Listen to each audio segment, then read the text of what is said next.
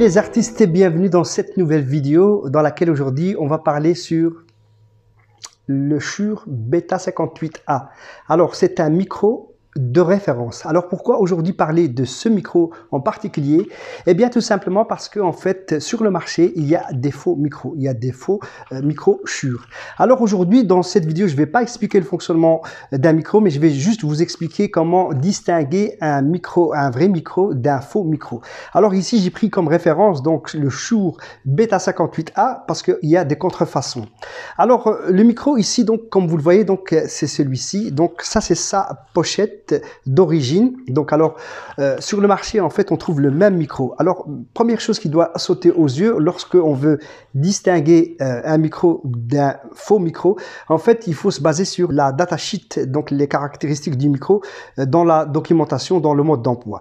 En fait vous allez donc voir que normalement ce micro-ci, si je me trompe pas, fait 288 grammes. Alors attention, lorsque on pèse un micro, il faut évidemment utiliser une balance qui est étalonnée, donc très précise pour vraiment avoir le poids réel du micro. Donc ça va déjà le distinguer par rapport à un micro contrefaçon. Deuxième chose, en fait, le micro ici, donc on va l'ouvrir. En fait, ce micro donc se démonte. Donc on a cette partie qu'on peut démonter. Donc là, en fait, ce qu'on a à l'intérieur du micro, on a un filtre anti-pop, parce que beaucoup ne savent pas qu'il y a un filtre anti-pop. Alors je rappelle, c'est un micro dynamique, c'est pas un micro statique. Alors ici, ce qu'on a, on a le diaphragme qui est ici, donc là on a la bobine qui est juste en dessous ici avec un aimant en fait, voilà. Donc ça c'est vraiment la partie du-dessus du micro. Donc ici je vais fermer pour remettre tout comme c'était.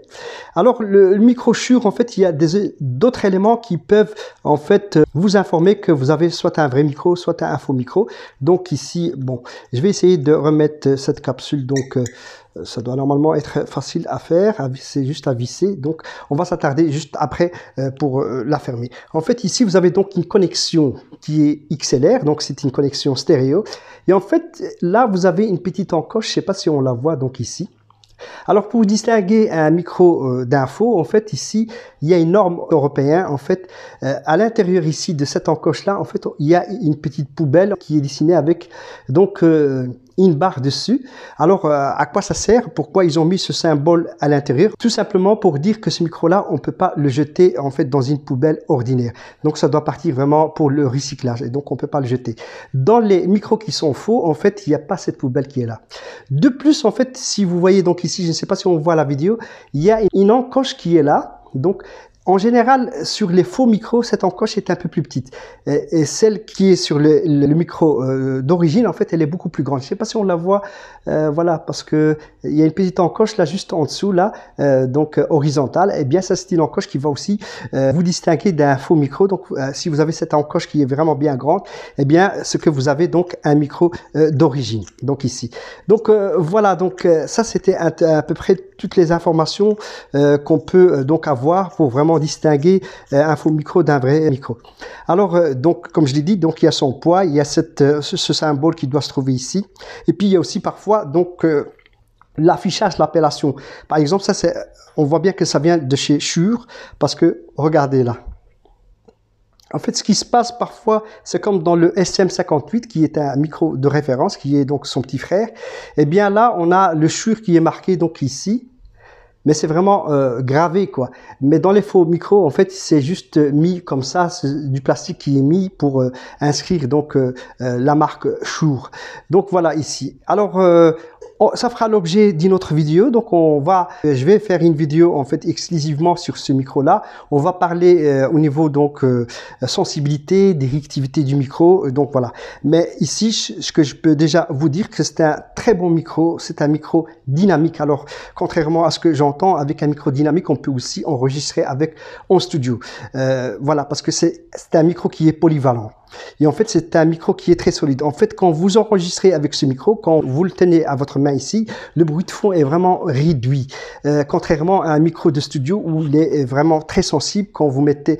D'ailleurs, c'est pour ça que sur les micros de studio, ils sont suspendus pour ne pas qu'on les touche avec la main, parce que sinon, on va générer des bruits de fond et ça va s'enregistrer. Et donc, on évite tout ça. Donc, le micro dynamique ici, le Shure Beta 58A, c'est vraiment un très bon micro. Alors, il y a des variantes variantes au niveau de ce micro. Il y a aussi donc bêta donc 58M qui différencie donc celui-ci. Donc c'est une variante de ce micro, mais c'est de la même série. Par exemple, le M avec celui-ci, je pense qu'on peut mettre donc un système pour qu'il soit un micro sans fil et donc se balader avec. Et donc on peut l'intégrer ici au niveau de la connexion XLR ici. Alors après on peut avoir un micro, soit on peut mettre une batterie, soit on peut mettre une pile. Et donc voilà, et finalement on a un très beau micro sans fil qu'on peut se balader avec. Mais c'est pas cette version-là, c'est la version M. Il existe aussi une autre variante qui est la version MR aussi, donc avec un petit interrupteur ici, puisque dans les micros d'origine Shure, il n'y a pas d'interrupteur pour couper et allumer le micro parce que ça génère en fait des surtensions et donc on évite de mettre ça sur les micros. Donc c'est pour ça que ce micro ne possède pas de switch pour l'allumer et pour le couper.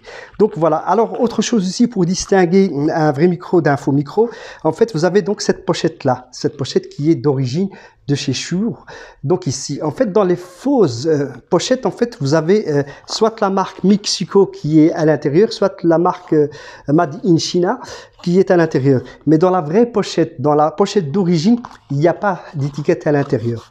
Alors, je rappelle que ce micro est livré avec sa pochette ici, donc et aussi avec une pince que je n'ai pas pour le moment ici, une pince qui permet de le fixer à un pied. Donc, il est livré avec son mode d'emploi, la pochette, des stickers Shure et donc la pince pour le mettre sur un pied. Et ça vient dans un emballage évidemment. Et il n'y a pas de, je vais dire, il n'est pas mis dessus Made in Mexico. Alors il faut faire attention aussi par rapport à la boîte aussi, parce que la boîte, elle peut aussi être en contrefaçon. On peut avoir une boîte, rien qu'en voyant la boîte, on peut dire que ça vient pas de chez Shure.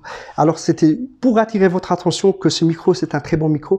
Mais attention, lorsque vous faites un achat d'un micro d'origine. Faites attention à tout ce que je vous ai dit, donc au niveau des détails du micro, afin vraiment d'avoir un micro vraiment d'origine comme celui-ci.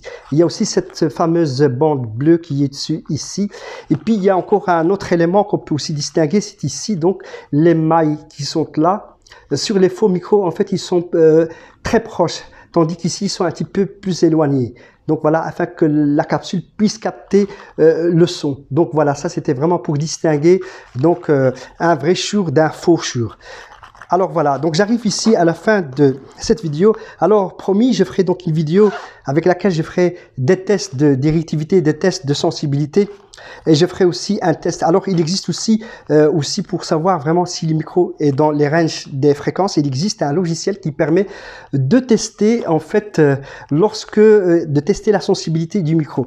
Je pense que ça s'appelle REW, donc c'est R-E-W. C'est un logiciel qui permet en fait de mesurer la réponse en fréquence du micro. Alors comme vous le savez, donc lorsque vous achetez ce micro, vous avez dans le mode d'emploi une page avec des caractéristiques donc de la sensibilité du micro, et puis vous avez aussi la fréquence, la réponse en fréquence du micro lorsque donc il agit à certaines fréquences.